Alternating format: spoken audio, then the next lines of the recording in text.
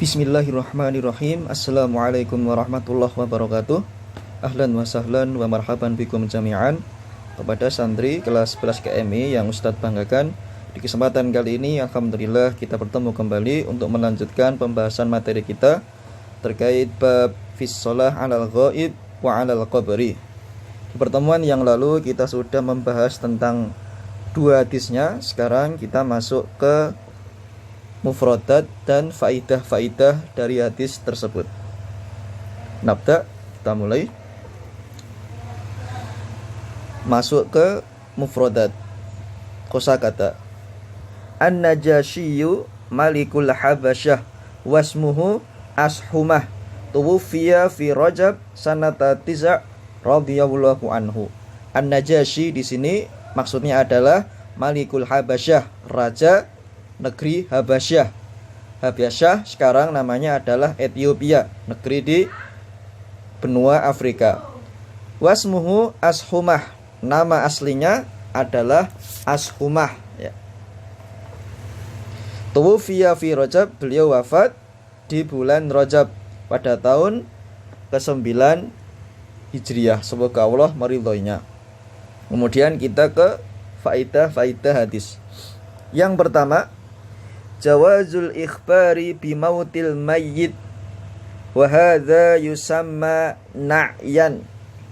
Jawazul ikhbar bimautil mayyit wa hadza yusamma na'yan. Maknanya adalah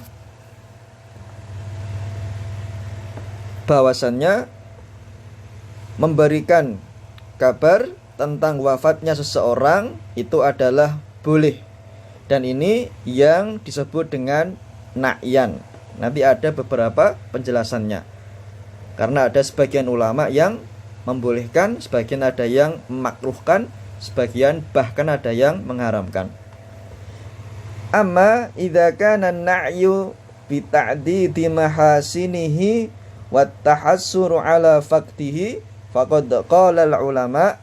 Adapun apabila dalam hal pemberitahuan akan wafatnya mayit atau wafatnya seseorang itu dengan menyebut-nyebut kebaikannya dan rasa kesedihan yang mendalam atas kehilangannya, maka para ulama berselisih pendapat. Annahu mukhalifun lil masyru'. Ada yang mengatakan dari mereka sesungguhnya perbuatan itu menyelisihi syariat. Faqala ba'duhum, sebagian yang lain mengatakan bikarohatihi, hal itu dimakruhkan. Wa qala ba'duhum, dan sebagian yang lain bitahrimihi, termasuk perbuatan yang dilarang. Berarti di sini apabila berlebih-lebihan dalam memberitahuan kabar tentang wafatnya seorang yang sudah meninggal dengan menambah-nambah informasi, menyebut-nyebut kebaikannya, berlebih-lebihan dalam meratap atau merasa kehilangan, ada 3 pendapat ulama. Yang pertama, hal tersebut menyelisihi syariat. Yang kedua, makruh. Dan yang ketiga, dilarang dalam syariat. Faidah yang kedua, as-salatu 'alal mayyit fil yaumil ladzi mata fihi. Salat jenazah terhadap mayit itu dilaksanakan di hari di mana jenazah tersebut meninggal, atau di mana orang tersebut meninggal atau menjadi mayit.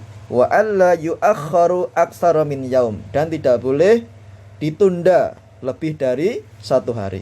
Berarti yang afdal pelaksanaan sholat jenazah itu dilakukan ketika memang ada orang yang meninggal di hari itu, bukan yang hari-hari sebelumnya, apalagi lebih dari 1 hari.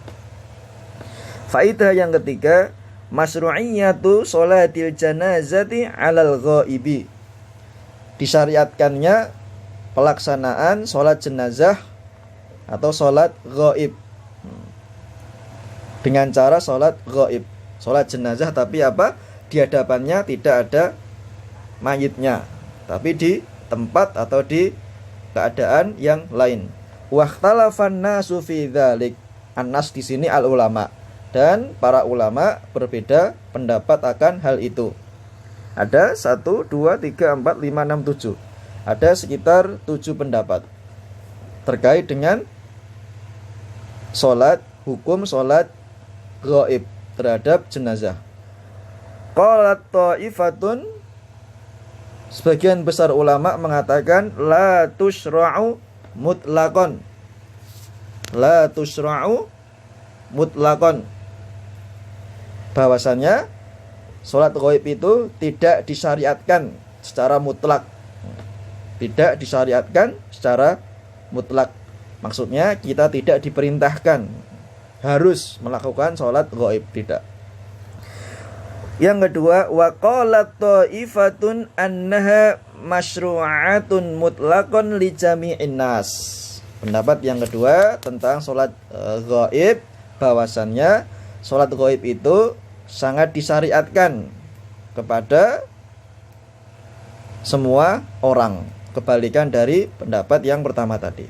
Yang pertama tidak mutlak disyariatkan, tapi yang kedua mutlak disyariatkan bahkan kepada semua orang. Yang ketiga, wa qalat ta'ifatun bi annahu yusalla ala dzawil makanah wal manzilah. Ya. Berarti ini tafsilnya, penjelasannya yang lebih rinci.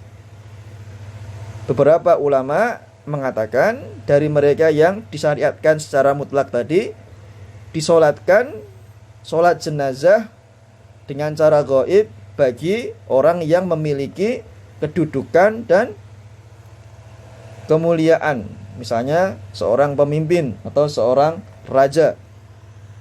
Kemudian pendapat yang keempat, washtarata ta'ifatun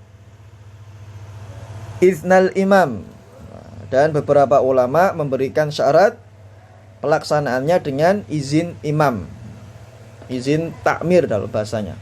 Kemudian berikutnya, wa qala akharun inna sholata 'alal ghaibi khassatun bin nabiyyi sallallahu alaihi wasallam. Kelompok lain dari kalangan ulama berpendapat bahwasannya sholat ghaib itu khusus dilakukan oleh Nabi sallallahu alaihi wasallam. Ada pendapat yang mengatakan seperti itu. Kemudian wakila khassatun bil imamil a'zam. Beberapa lagi mengatakan sholat ghaib khusus hanya boleh dilakukan oleh ketua imam yang agung, yang memiliki kewenangan. Berarti semacam pemimpin. Kalau kita gubernur atau menteri agama atau ketua dari majelis ulamanya. Kemudian pendapat yang terakhir, wa qala akharuna inna sholatal janazati 'alal mayyitil ghaib innama tusra'u idza lam yakun hunaka man yusolli 'ala dzalikal mayyit. Maksudnya bahwasannya sholat jenazah terhadap mayit secara gaib ini atau sholat gaib ini disyariatkan apabila belum ada orang yang menyolatkan jenazah tersebut, maka boleh. Tapi kalau sudah ada yang menyolatkan, maka tidak diperbolehkan untuk melakukan sholat gaib karena sudah dilakukan sholat jenazah. Nah, ini pendapat. Kemudian penjelasan, wa hadza yusamma 'inda usuliyina tankihul manat. Dan hal tersebut merupakan sebuah istilah dalam pandangan ulama usul fikih dengan sebutan tankihul manat. Apa itu tankihul manat? Awsafun adidah ta'ti ma'ad dalil fayatiyal mujtahidu fayatabayyanu ay hadhil awsaf lahu ta'thirun fil hukmi wa ayyuha laisa lahu ta'thirun. Istilah mudahnya, karena ini pelajaran terkait dengan mapal usul fikih, barangkali kalian belum sampai ya, tapi insya Allah nanti kalau kelas 12 kalian akan mempelajarinya. Bahasa mudahnya, tankihul manat adalah mengeluarkan sebab-sebab, ilat-ilat dari hal-hal yang mempengaruhi atau tidak mempengaruhinya suatu sebab dalam penetapan hukum. Jadi hukum itu ditentukan sisi isbat positif atau negatifnya melalui sebab. Kalau sebabnya ada, berarti hukumnya juga ada, dilaksanakan.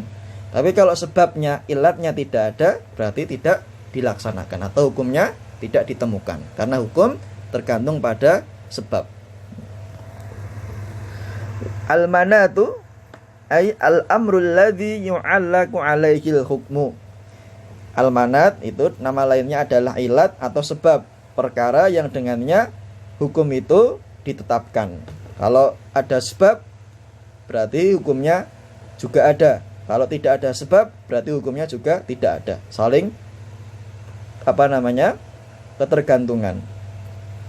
Kemudian tankihuhu takhlisuhu bima'rifatis sifat allati laha atharun fil manat was sifat allati laisa laha atharun.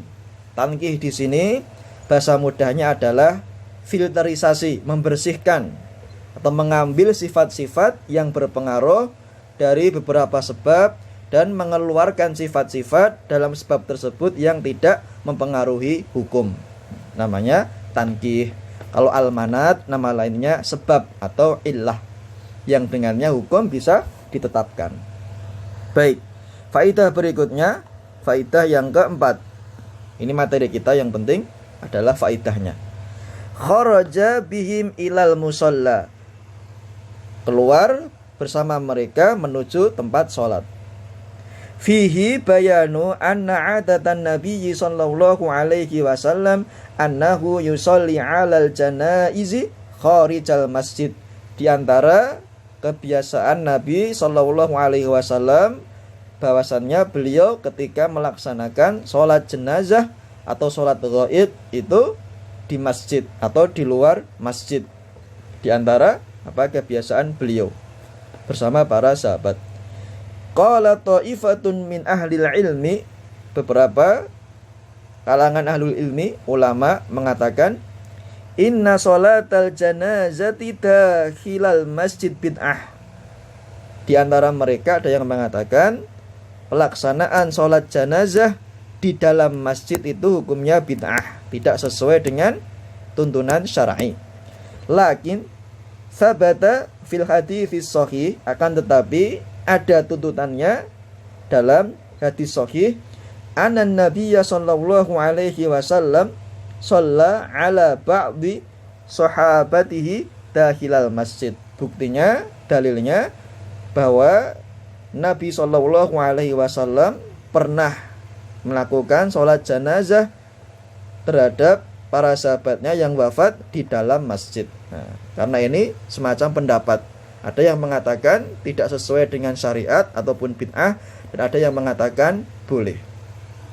Faidah berikutnya yang kelima, masyru'iyyatu ta'addutis sufuf fi sholati 'alal janaizi. Disyariatkannya untuk memperpanjang shaf-shaf ketika pelaksanaan sholat jenazah atau ketika pelaksanaan sholat ghaib. Itu diperbolehkan, disyariatkan. Kemudian faidah terakhir yang keenam, masru'iyyatu antakuna sholatul janazati arba'a takbirat. Syariat pelaksanaan sholat jenazah adalah dengan 4 kali takbir.